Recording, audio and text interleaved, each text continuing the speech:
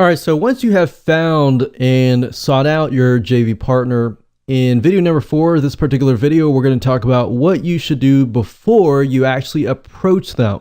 All right, and this is very, very important. One thing I'm going to say is that it's a really good thing to build a relationship with your JV partner that you will be approaching, because the less you are an outsider that just contacts the person without establishing any relationship beforehand, the more you are going to actually get them to accept you. Now, like I said, even if you do this and your product is in direct competition with theirs, they're more likely going to say, I'm sorry, I can't do that. You know, even if they really like you and they really want to, they're probably going to say no.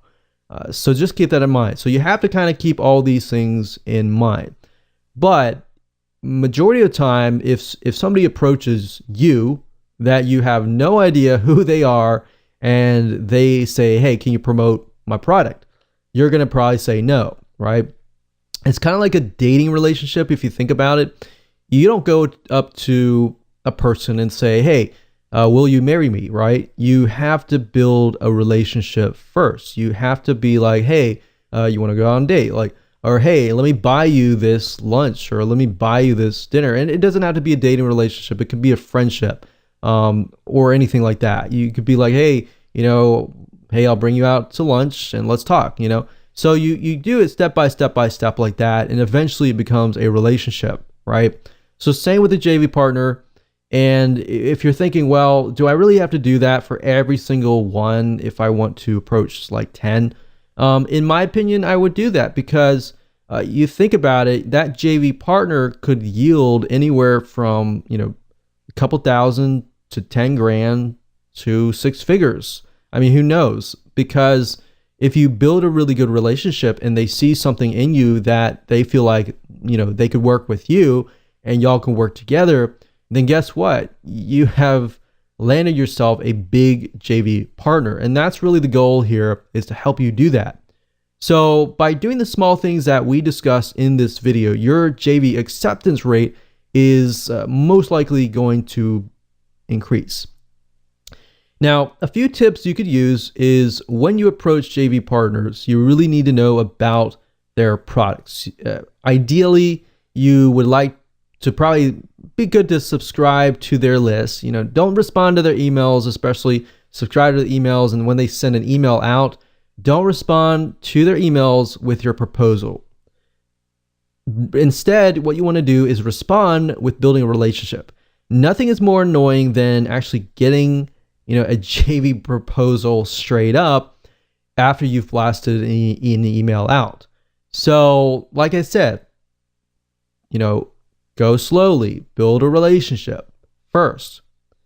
I mean, we talked about this earlier, but think about it as a dating relationship, or think about it as, just a friendship. You never ever ask for a hand in marriage or on the first date, right?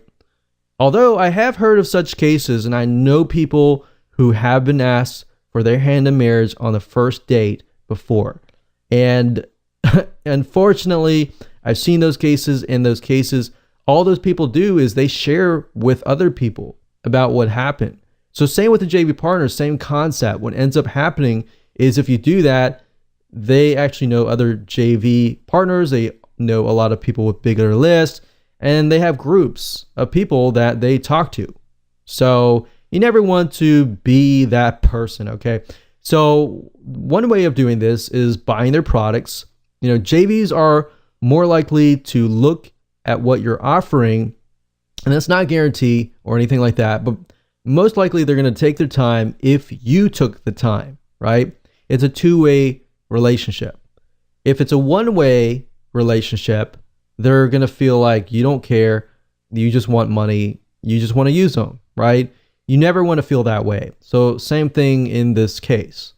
Give them positive feedback, buy their products, see what things could be improved, and don't do it in an annoying way. Do it in just a constructive criticism way, in a helpful way, and show them how you're using their product. One thing that you could do is create a case study based on their product, or even create training or create something around their product and then show them and say, hey, you know, I created this, or I tested this product and here's my case study.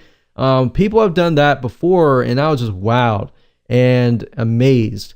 And that really, really steps things up to a whole new level. All right.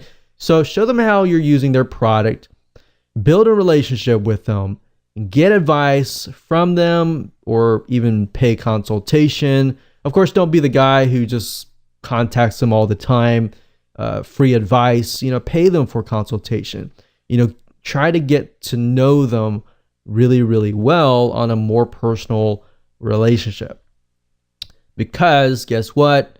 Then they'll trust you, they'll know you better, and then, as you know, the relationships that you have and the connections that you have are really, at the end of the day, are what going to help you get in. All right, so now you know that. Let's talk about things you must have before you approach them.